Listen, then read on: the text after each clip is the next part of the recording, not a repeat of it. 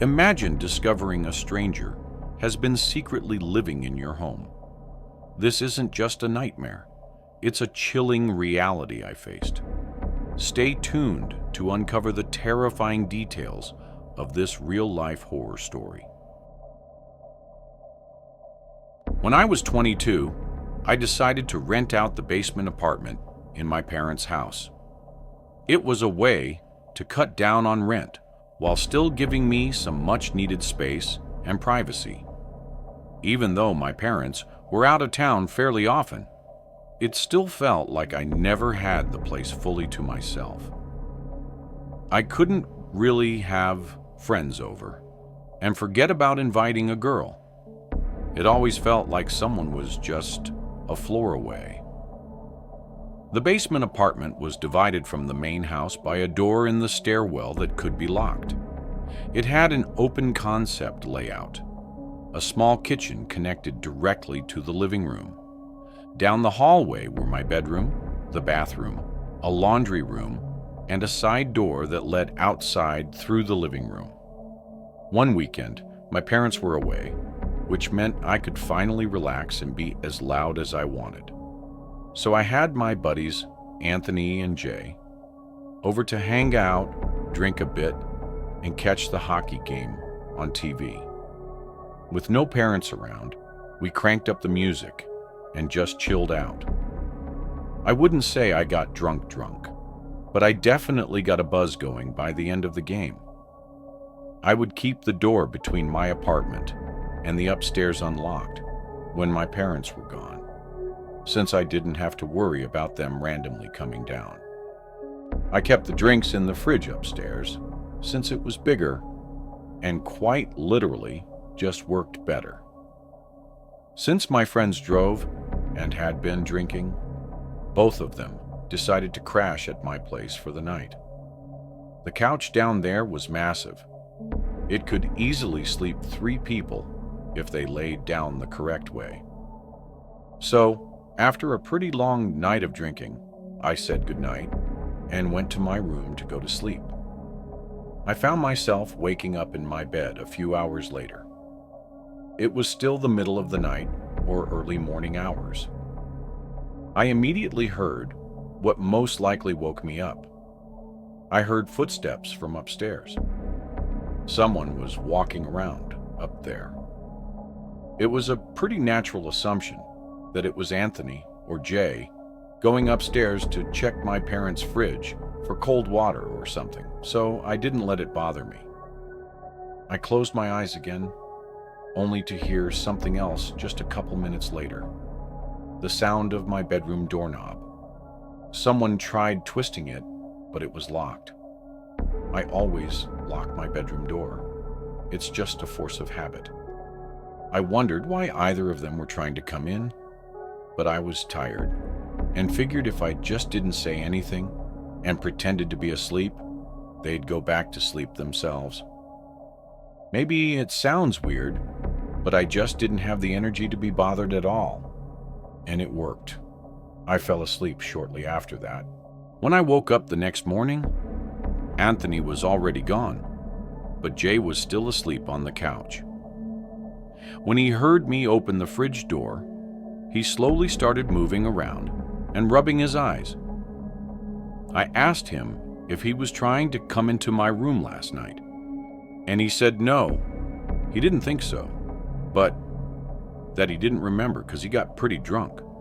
He and I went to a nearby deli to get some bacon, egg and cheeses and coffee, and then we ate them in my backyard.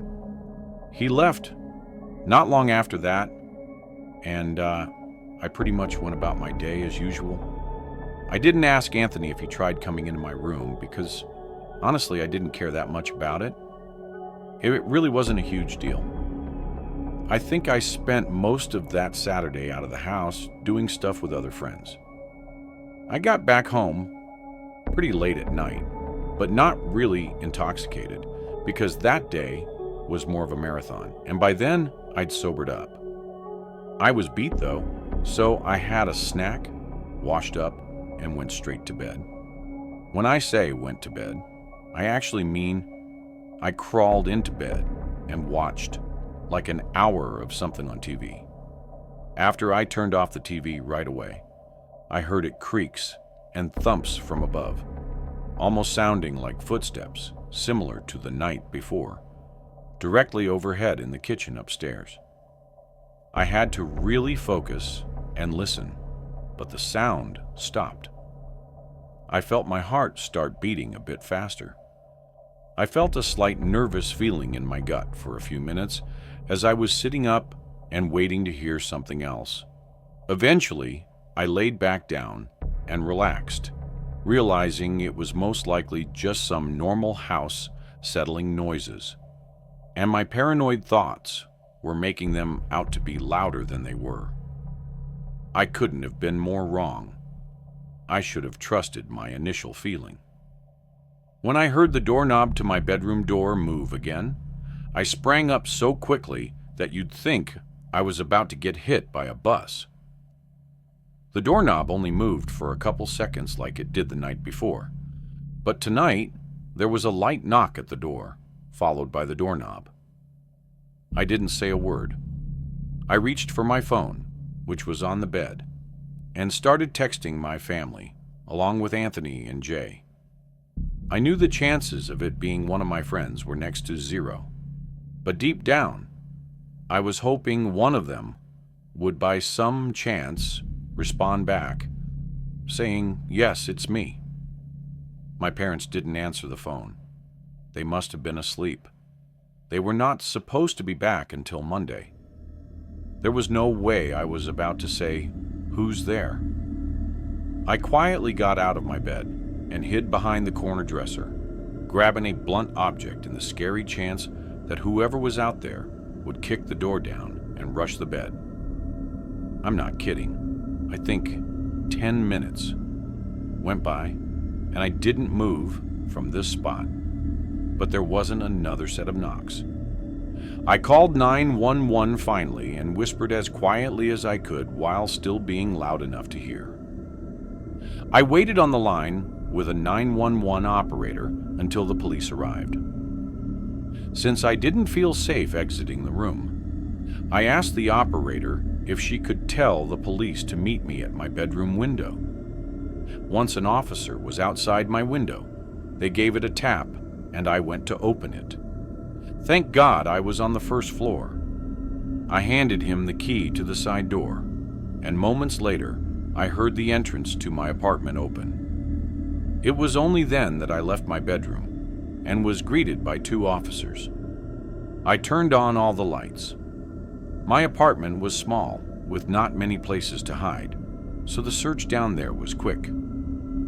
Then, we went up to the main floor of the house and searched it. Nothing. And then we got upstairs.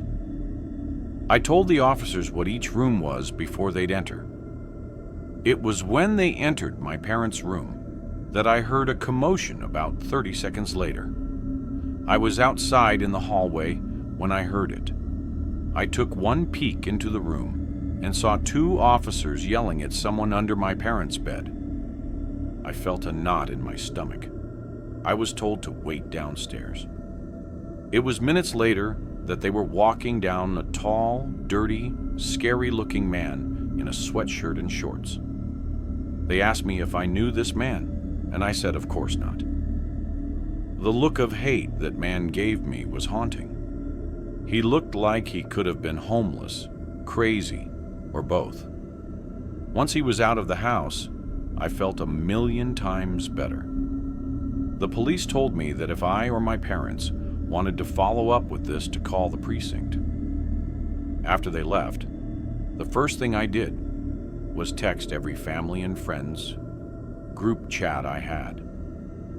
Being that it was so late, only a few people responded.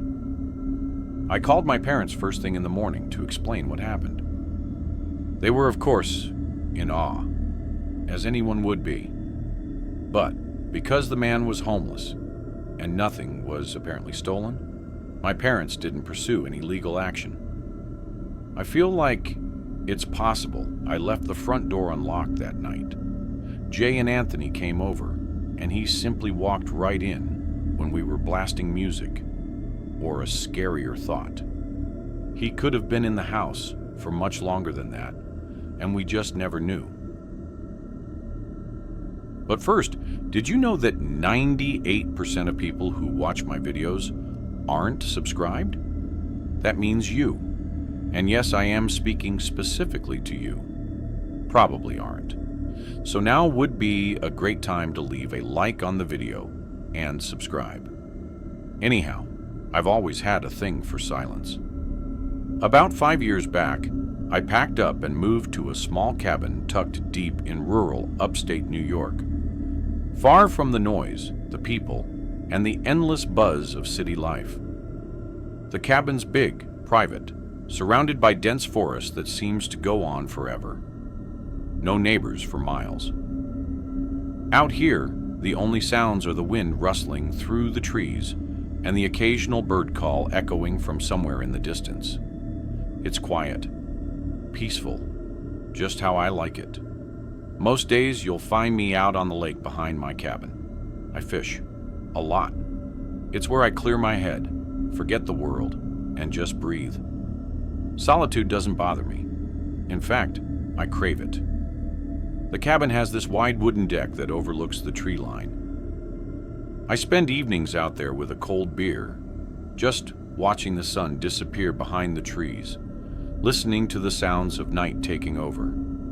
It's always felt safe, serene, until a couple weeks ago.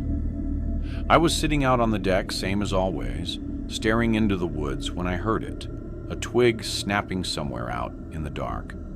I brushed it off, probably a deer or a raccoon. The forest is full of life, and after living here so long, I'd gotten used to the random sounds of nature. But over the next few nights, the noises didn't stop. They got louder, closer. At first, it was just the occasional crunch of leaves or that telltale crack of a branch underfoot. Stuff I could write off as wildlife. But then, one night, everything changed. I heard something different, a scratching sound. It came from the side of the house, somewhere near the window of the spare bedroom. It was quiet, almost like it was trying to be sneaky.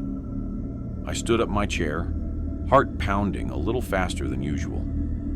I waited, but nothing came after that. Probably just a squirrel, I told myself. But I didn't feel right. I decided to go inside and lock up for the night. The next evening, I heard it again, the scratching. It wasn't just at the side of the house anymore. Now it was closer. It sounded like it was coming from right outside the spare bedroom window. I froze, listening carefully, my nerves starting to fray. I couldn't explain it, but something felt off. I went to the window, pulling the curtains back slightly to see what was outside. The moonlight illuminated the trees, casting long shadows across the yard. The wind was still, and everything seemed normal. No animal, no person. I shook my head, telling myself that I was just letting my imagination run wild.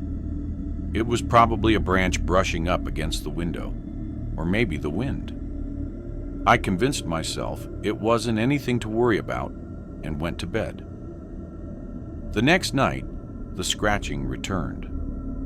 It wasn't just scratching anymore, though.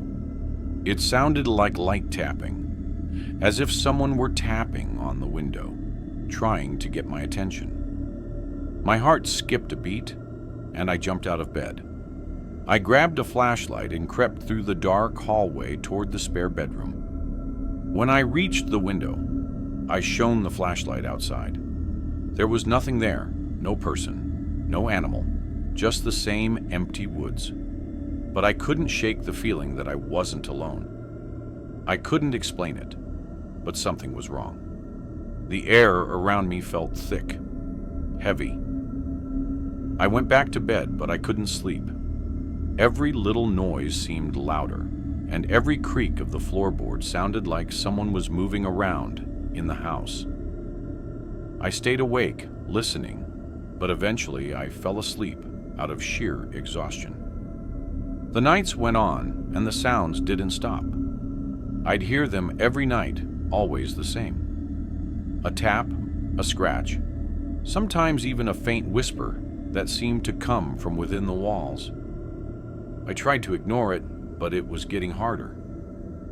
One night I decided to confront whatever was causing it. Maybe it was just an animal, I thought. Maybe a raccoon or some other critter had found its way inside. I grabbed the crowbar from the shed out back, figuring it might be a good idea to have something in case things got weird. I went to the spare bedroom and carefully opened the door. The air inside felt stale, like it hadn't been touched in ages. I hadn't used the room in months. I shone the flashlight around the room, moving slowly, checking every corner under the bed, behind the dresser. Nothing. I stood there for a minute, feeling like an idiot. There was nothing. It was just the same old room, empty. But as I turned to leave, I noticed something. The closet door was slightly ajar. I don't remember leaving it that way. My stomach dropped. I slowly walked over and pulled open the door. Nothing was inside, but as I shone the flashlight into the back corner of the closet, I saw something strange. A small piece of cloth caught on the edge of the wall. It was dark, torn, almost like a piece of clothing. My breath caught in my throat. I couldn't think straight. My mind raced. Was someone here? Had someone been inside my room? I backed out of the room, my heart thudding in my chest. I slammed the door shut and bolted it. I couldn't stay in that house another second. I went outside, hoping the fresh air would clear my mind. The darkness of the woods felt like it was closing in on me, but I tried to shake it off. Maybe it was just my nerves. Maybe the isolation was getting to me. I slept on the couch that night, a baseball bat within reach. But I didn't hear anything. No scratching, no tapping. It was quiet. Almost too quiet. The next night, I decided to be brave. I was going to stay in my bed, and I wasn't going to let whatever this was drive me out of my own house. But just as I was about to drift off to sleep, I heard it again. The tap, tap, tap against the window. I jumped up, heart racing, and grabbed the flashlight. I ran to the spare bedroom, not caring how loud my footsteps were. This time, when I pulled back the curtain, I didn't just see the woods. I saw a shadow. Someone standing just outside the window, barely visible in the dim light. I froze, my blood running cold. I turned around, my mind spinning. Who was that? What were they doing here? I didn't want to believe it, but there was no denying it now. Someone had been outside my house, and they had been watching me. I ran to the phone and called 911, my hand shaking so much that I could barely dial. The operator answered, and I could barely speak through the panic in my voice. "Someone's been outside my house," I said, "and I think they're still here." I gave them my address, and they said they'd send someone out right away. I hung up and looked around the room. I needed to leave. I couldn't stay here anymore. But as I turned to grab my jacket, I heard something from the hallway, a slow creak. Someone was moving through the house. I didn't hesitate. I ran for the back door, flinging it open and tearing through the woods. I ran as fast as I could, not stopping to look back, my lungs burning with every step. By the time I made it to the edge of the property, I could see the flashing lights of the police cars in the distance. I slowed down, my body trembling, and I hid behind a tree, watching. The officers arrived at the house, guns drawn, searching the place, but I didn't stick around to find out what happened. I couldn't. I knew that whatever or whoever had been in that house, it wasn't done. I wasn't safe there anymore. I haven't gone back since.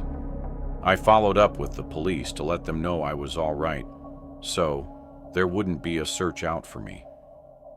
The cabin is still there, sitting alone in the woods, but it doesn't feel like home anymore. Every time I close my eyes, I hear the tapping sound.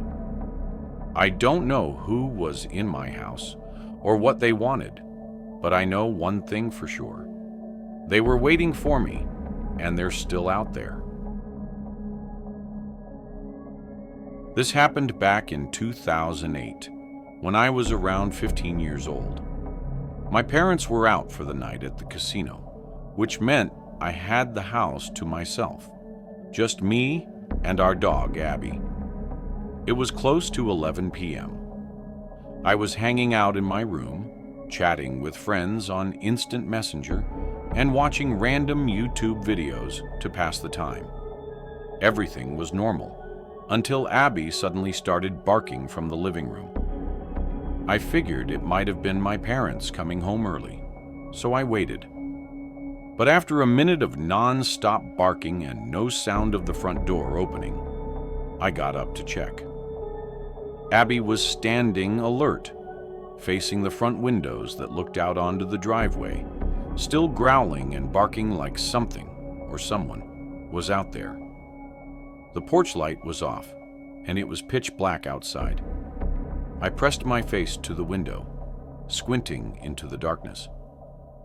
All I could make out was our car, still sitting in the driveway. My parents clearly weren't home yet. I assumed Abby might have heard a neighbor slam their car door, or maybe a loud engine driving by. Our house was right off a busy road, and the noise never really stopped, even late at night. I shrugged it off and went back to my room, back to messaging. But over the next few minutes, things started to feel off. I kept hearing little noises, soft, almost too faint to notice at first, but they were coming from different parts of the house. Abby would calm down, then start barking again out of nowhere. This went on for a bit until I thought I heard something. It sounded like a knock, or maybe a soft rustling coming from the living room door. I froze, heart racing. I slowly made my way back through the hallway and into the living room. I leaned toward the window, trying to see through the dark. Nothing, just the driveway. Still empty, still quiet. But something wasn't right. I was starting to get a little nervous and was too scared to look into the peephole in case some crazy face was staring back at me. I double-checked to make sure the door was locked and was about to leave the room when the sound of knocking suddenly came from the side door of the house. My heart fluttered. I didn't know what to think. Like, did my parents get locked out and they were trying to get in? Was someone trying to break in? Was there more than one person? I barely had time to register those thoughts when I heard the sound of the doorknob from downstairs being shimmied, with like someone was trying to open it.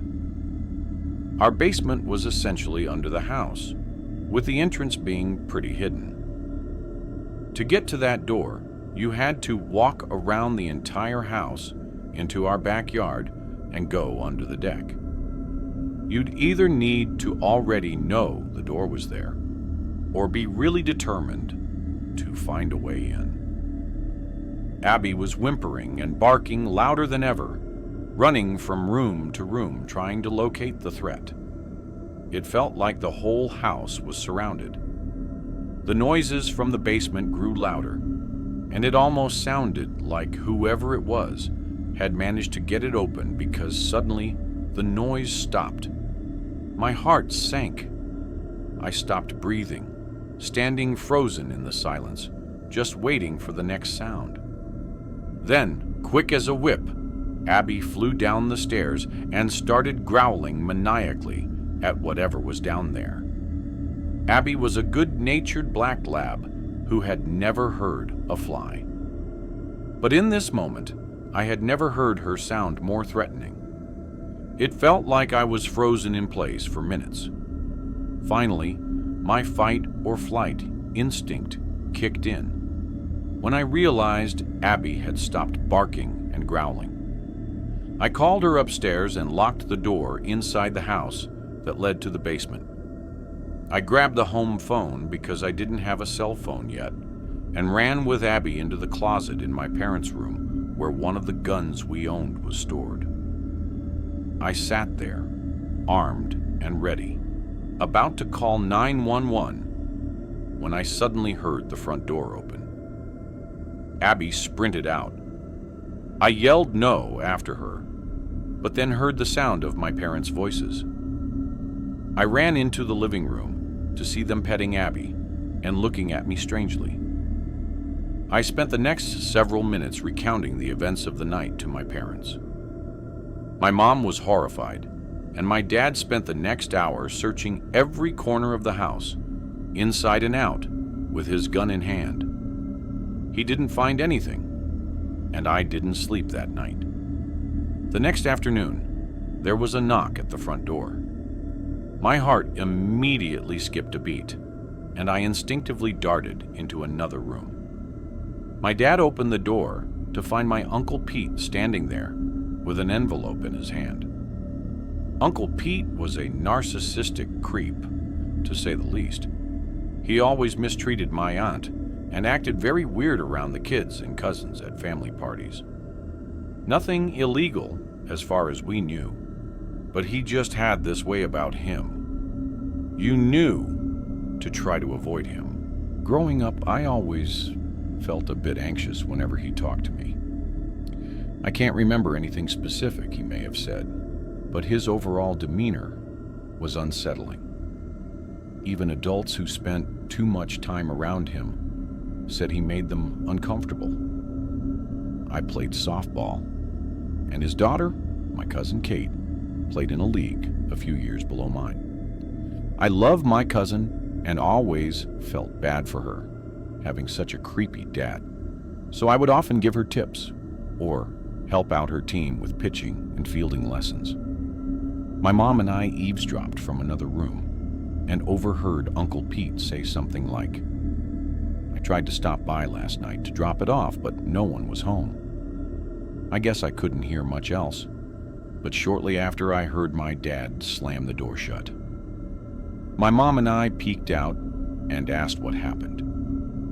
My dad, his face quivering with anger, said that apparently Uncle Pete had been the one stomping around the house last night trying to get inside. He handed me the envelope, and I opened it to find a card with a gift card inside, thanking me for helping his daughter with softball lessons. A night of panic and terror, all at the hands of my creepy uncle. My dad had threatened him during the conversation at our front door, and after that, we never really spent time with him again. When I think about this story now, I'm at least glad I found out who was behind the incident. Otherwise, I might have spent years wondering if it had been burglars, a ghost, or something else. I'm thankful Abby was there to protect me. She most certainly scared him off when he was trying to get in through the basement. But even so, I'm still left with so many questions. What the hell was he thinking? Why did he need to drop that card off so late at night? Why didn't he get the hint that we weren't home when no one answered the front door?